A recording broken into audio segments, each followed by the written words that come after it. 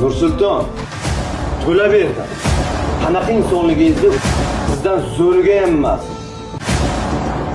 Dostойный mujik, erkak, face to face qilasizlar, bunaqa gaplarni gapirish sizga emas aka. Bu birinchidan. Nimaga desangiz, siz parod qilib bo'lgansiz. Siz xotiningizni hijobini yechtirib ko'chaga olib chiqib qo'ydim, mana avtosalonga qo'yib qo'ydim deb xotiningizni reklama qilib bo'lgan odamsiz aka. Ikkinchi masala. Endi chetda turib, asl haqiqatni bilmasdan man tarafga tuhmat toshini ayamay otganlarga ikki og'iz gapim bor. Nursulton, ko'chadagi erkaklarning temasiga uyda o'tirgan oilamni aralashtiribsiz.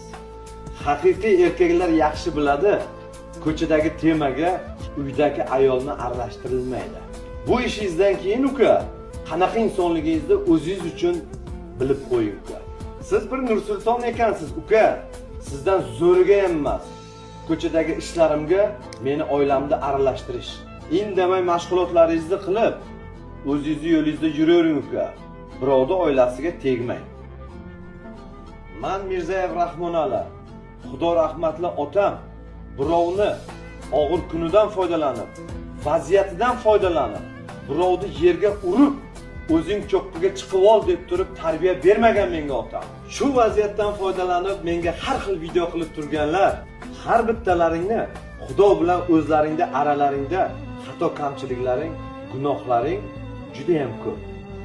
Meni vaziyatimdan, menga kelgan sinovdan prosmotr uchun foydalanib har xil video ishlayotibsizlar.